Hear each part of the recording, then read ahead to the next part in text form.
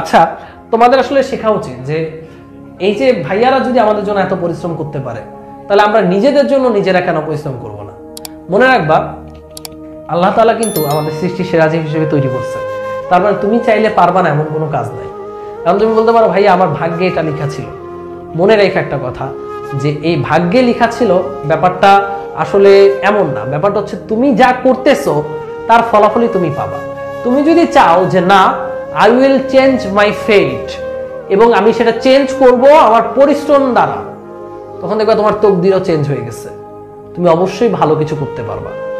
So create your own fate. এই কথাটা আসলে মানে হচ্ছে শুনতে বাজে শোনালেও আসলেই তুমি পরিশ্রম করলে আল্লাহ তাআলা তোমাকে আসলেই বোনাস দেবে। দেখা যাবে যে আল্লাহ তাআলা নিজেই তোমাকে সাফল্য এনে দিচ্ছেন তোমার পরিশ্রম দেখে।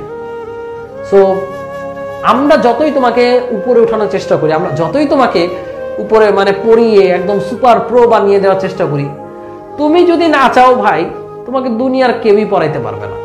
আর তুমি যদি চাও, তাহলে তুমি ওই ভাঙা কুড়ে ঘরে বসেও এমন পড়া দিতে পারবা যে শহরের 5 স্টার হোটেলের মতো বাসা থেকেও কারো ওরকম পড়তে পারবে না।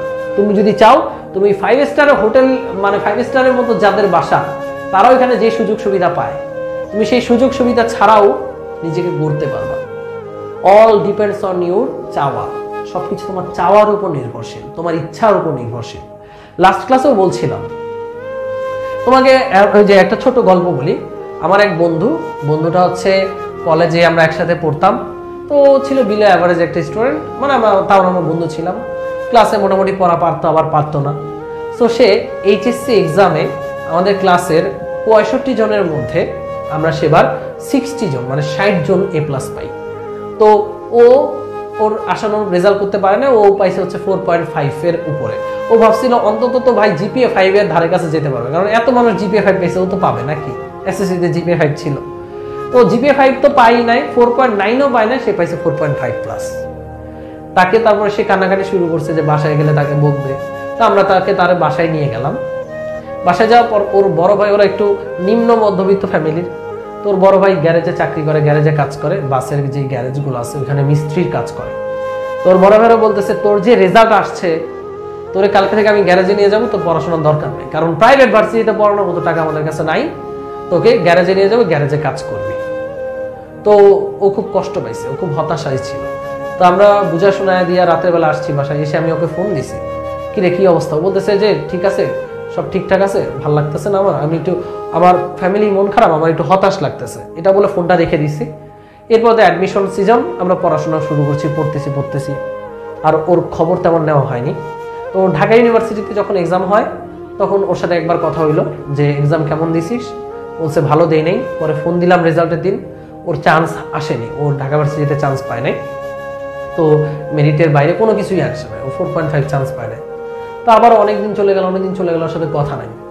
হুট করে দেখি সে আমাকে মেসেজ দিছে সাস্টের রেজাল্টের পর। SUST Shahjalal university of science and technology, সে শাহজালাল ইউনিভার্সিটিতে 34তম হয়েছে, 34তম। Can you imagine that? আমাদের সময় সাস্ট একটা ড্রিম ছিল, এখন হয়তো গুচ্ছ করে অনেকের মনে হইতে পারে যে ভাই সাস্ট কেমন কি জানি না, বাট আমাদের 2015 সালে সাস্ট স্টুডেন্টদের একটা ড্রিম ছিল যে সাস্টে সিএসসি পড়বে। কারণ তখন সাস্টে সিএসসি থেকে ম্যাক্সিমাম স্টুডেন্ট দেখতাম বাংলাদেশ থেকে গুগলে যাচ্ছে। তো সাস্ট একটা আসলে ড্রিম ছিল। ওইখানে সে 34তম হয়েছে, 34তম।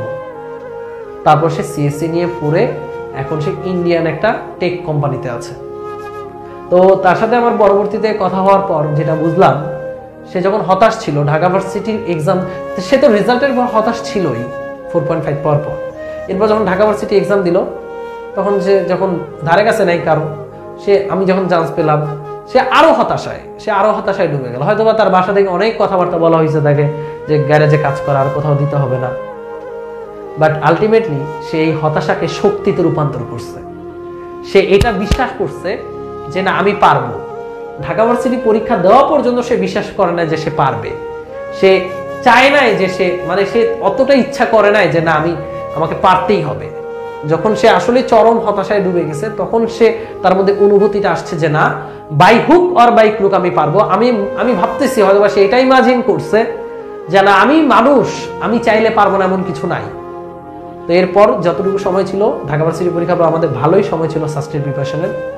ওই সময়টাতে সে নিজেকে এমনভাবে তৈরি করছে পুরো বাংলাদেশকে হারিয়ে সে 34তম হয়েছে। That is the story. So say change করতে পারলে, আমি জানি এখানে অনেক স্টুডেন্ট আছো যারা আরো বেশি মেধাবী, যারা আরো ভালো রেজাল্ট করবে এইচএসসিতে, সে পারলে তুমি কেন পারবা না? অবশ্যই পারবা। এরকম ভুরি ভুরি কোটি কোটি উদাহরণ আছে ভাইয়া, যে মানুষ চাইলেই পারে, তুমিও চাইলেই পারবা। এটাই।